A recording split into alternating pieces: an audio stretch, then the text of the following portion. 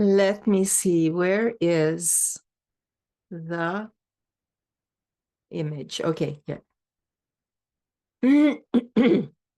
Magandang umaga po sa inyong lahat. Here, Liz Medina in Santiago, Chile. And I'm just going to record an unscripted or minimally scripted response to Pepe Alas's very interesting blog entry about whether Rizal is a martyr or a hero, and in which, as I understand it, he calls attention to the fact that Rizal did not support the revolution, that he protested his innocence during his trial, and that Bonifacio in reality is the military leader and hero par excellence of our revolutionary narrative. And this is completely true. All of these assertions are correct. They're based on historical documentation, historical fact. Now, what I will propose is a different perspective.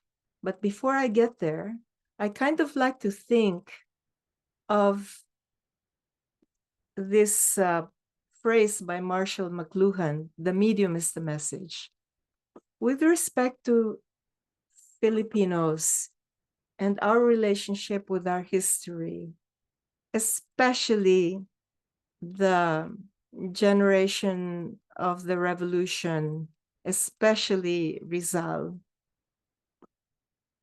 I feel like our weakest point is our lack ourselves of study, unfiltered as possible, of Rizal in a direct way, which has been impossible because we lost Spanish. And so we've been, in effect, receiving doses of translated portrayals of our history and of our greatest men and women. And this gets mixed in with other issues that really we can boil down to the personalization of history, which is a number one error in front of history. It takes away all objectivity, and there's always subjectivity. Even the most objective comes from somebody, and that somebody will have a subjectivity. But the idea is to get rid of as much subjectivity as possible, so that each one can come to their own best conclusions. And really, each one has to study. So I posit that modern Filipinos lost Rizal long ago. We don't really know Rizal directly because we haven't read Rizal in Spanish. We haven't studied him in his original transmission of his thought. And this would be his correspondence, which is voluminous and which was fantastically printed by the Philippine Bureau of Printing in the 30s and 40s. And these are digitalized and available.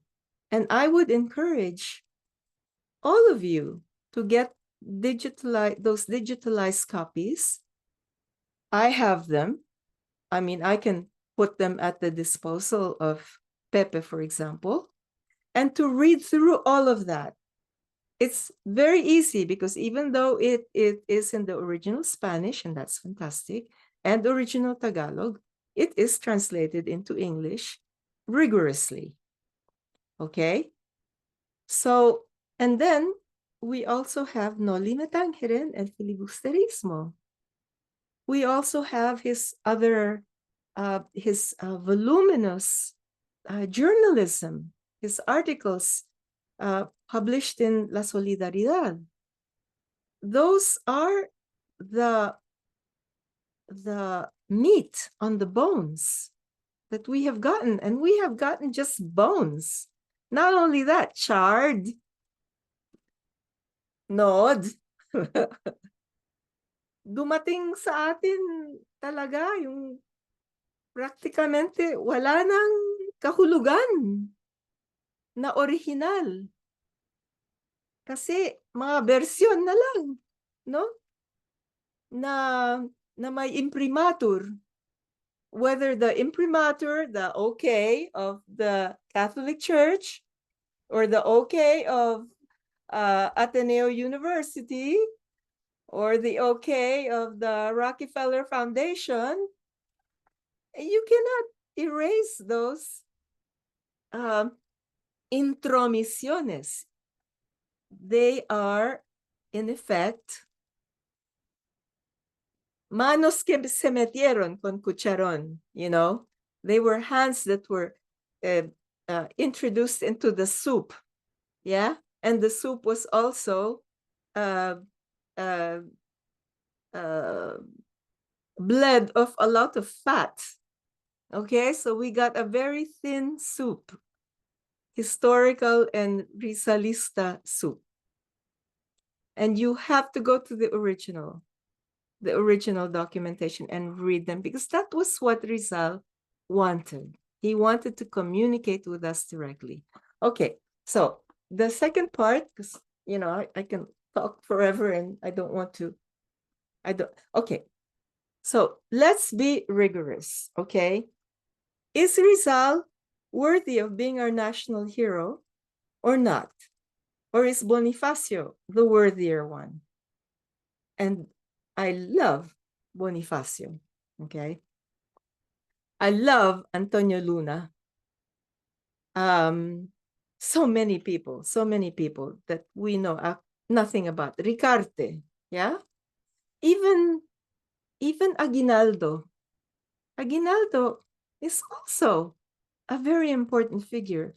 He teaches us so much about ourselves. So, okay, national hero. We have to set the criteria. Why? On what basis is Rizal possible to consider as the Filipino national hero? Is the criterion military prowess? Then it should be Aguinaldo, right? Or it should be Antonio Luna. And definitely Bonifacio. Here we would have like a triad. Although there are many more, like Gregorio, the boy general. I forget his, excuse me. But I think we can agree that Rizal has some other interesting qualities about him that make him a very valuable figure as a model, as an example to project to all the ages of the future, whether we are in peacetime conditions, wartime conditions, whatever conditions. Why? Because Rizal was a very complete human being. And we are not always in wartime. And existence is not just about violent revolution. And as I have stated before, the Tagalog rebellion, the Tagalog revolution, was just the point of explosion. There was a very long process before we got to that, with certain milestones, okay? And there you see 1872, and there you see Diego Silang and, the British invasion, blah, blah, blah. So this is what I propose to you.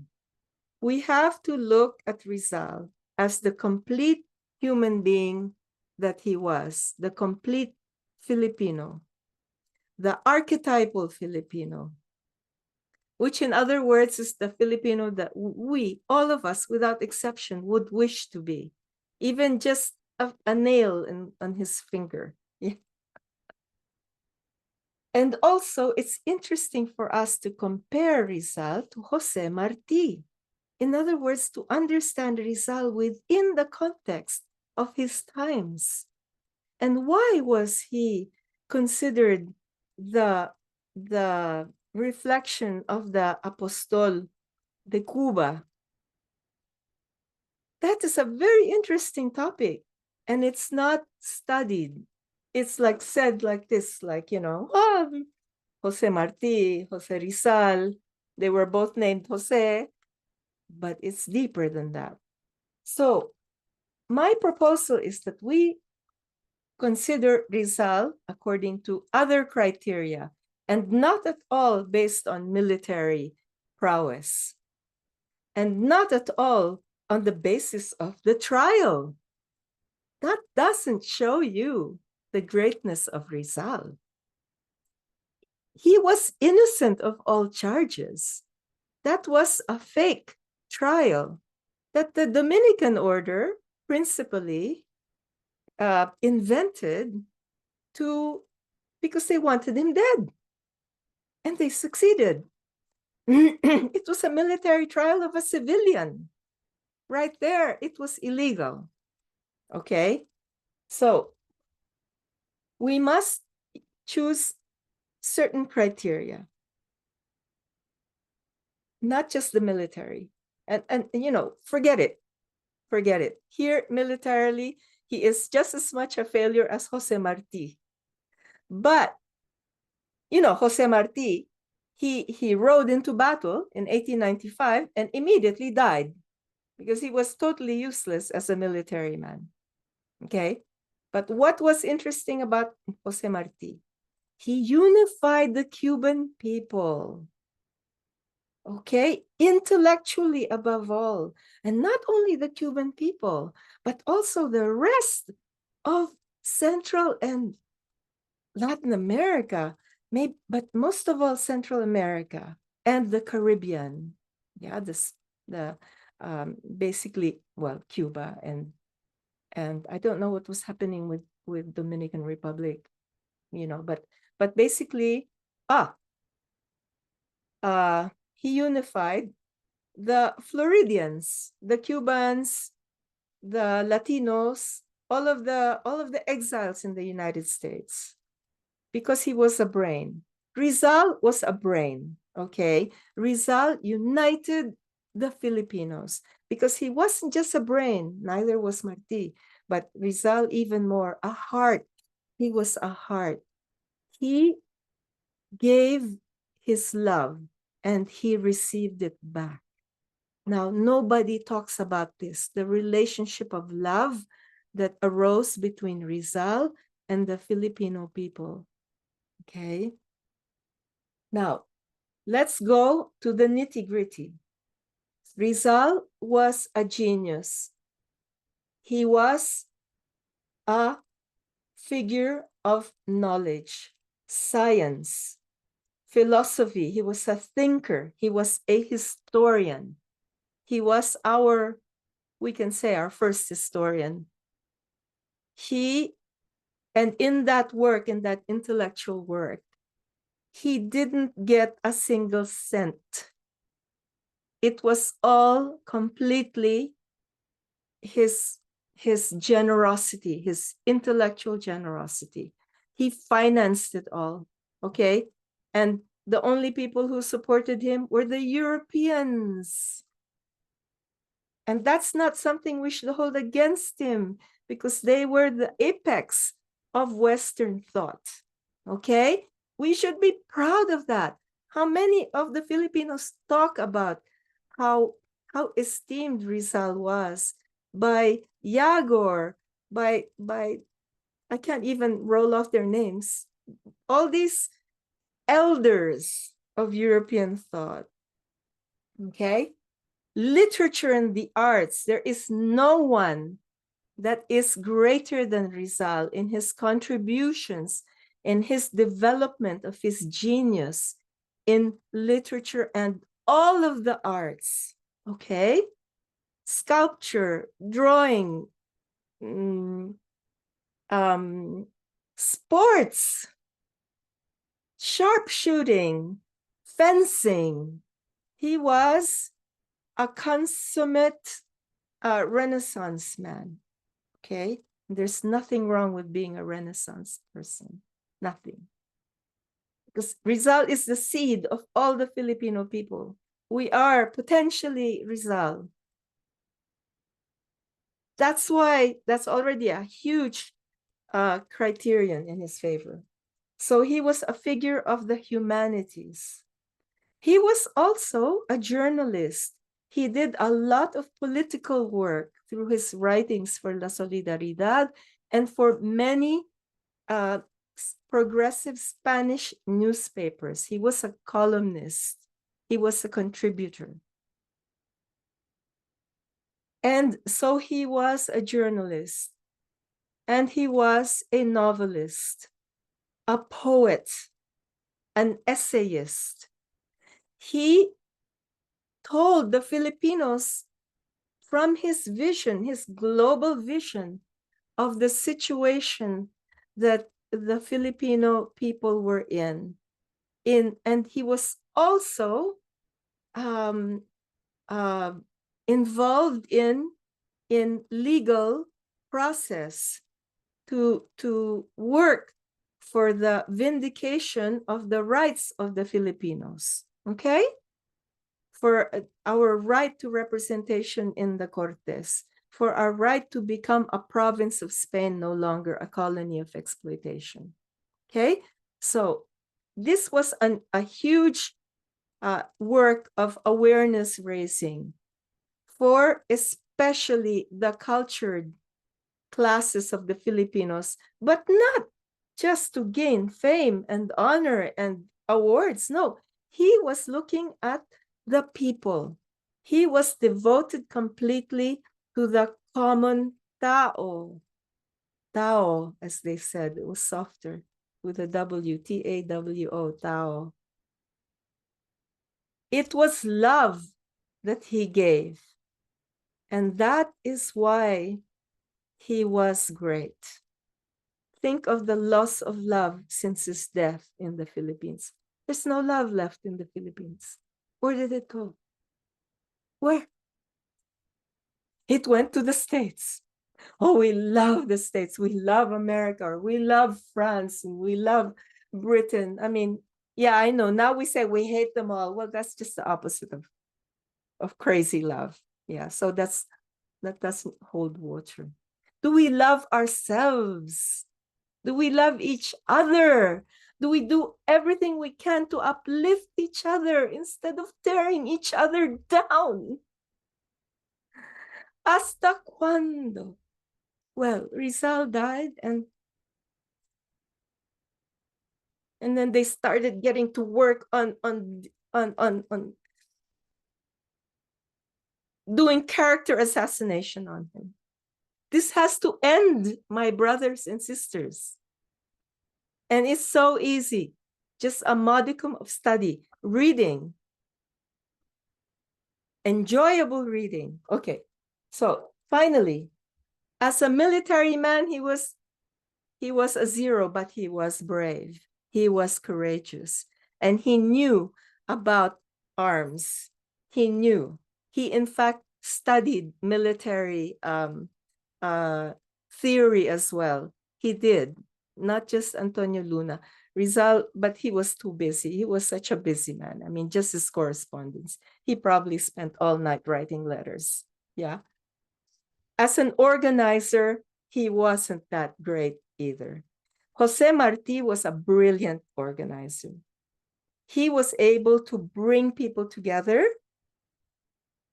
and earn their loyalty. Rizal did not succeed in that because there was too much pataasan ng ihi.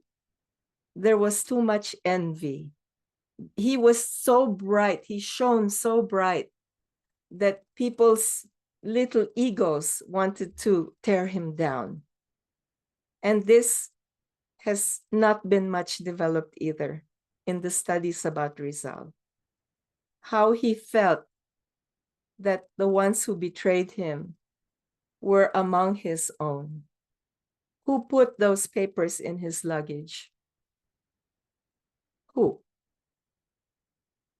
I don't think it was Jose Basa, by the way. I made that mistake in Rizal according to Retana. I don't think it was Jose Basa. It was probably someone working for the friars. They were all over. They were in Hong Kong. They were everywhere. So he was not a genius in organizing, and he returned to the Philippines ready to do it. That was why he founded La Liga Filipina.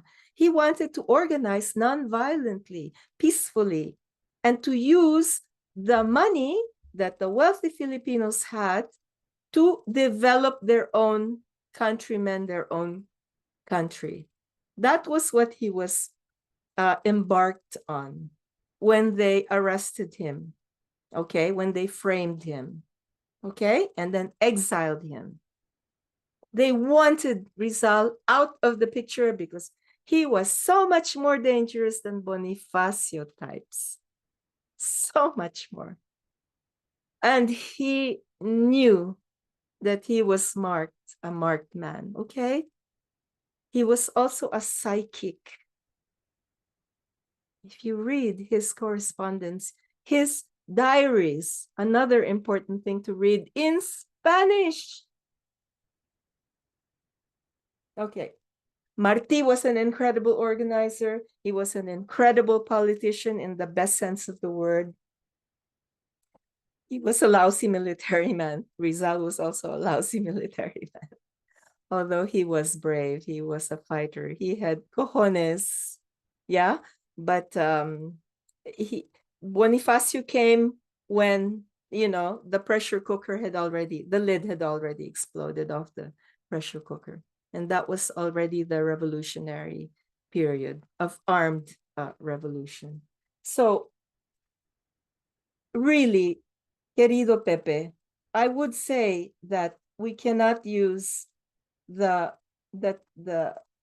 documentation of Rizal's trial and his declarations and his zero protagonism in the armed revolution as a way to take away credit from him, from his status as national hero of the Philippines.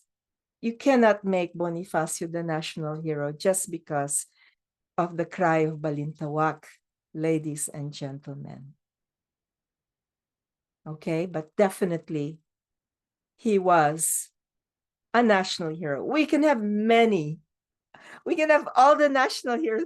In fact, we have so many that we don't even write anything about, right? Like Macario Sakay and his men. But anyway, this is what I wanted to say to you.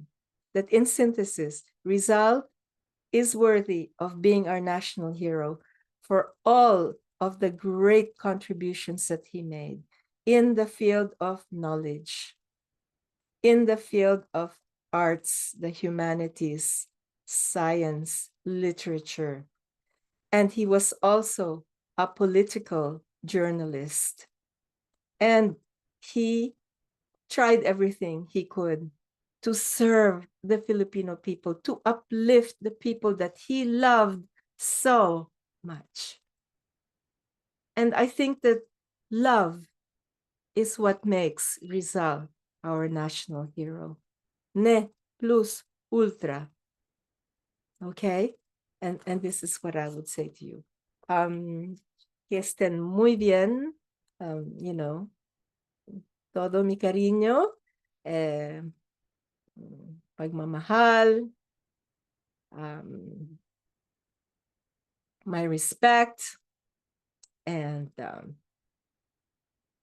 let's adopt Rizal as our personal national hero based on that capacity to love. And Pepe's good example as the greatest lover of his beautiful wife, Yeyet. I think that's how you say her name. And our children. Love, love, love, love is what's missing. Let's put love in the streets of the Philippines again. Let's put love everywhere, everywhere, because it's in our hearts. It's just kind of, it lost its way, and it lost its external references. We have to be external references, you and me, every day, in our thoughts, in our emotions, in our actions. Love. And that is the final Rizalista quality. Love. Ciao, ciao. Estén muy bien. Be well. And let's have a wonderful 2025. It's coming in strong. It's coming in fantastic. Everything is going as it should. I love you all. Bye. Minamahal ko kayong lahat. Adios. Paalam. Hanggang sa susunod. Okay, so I'll figure out how to turn this off.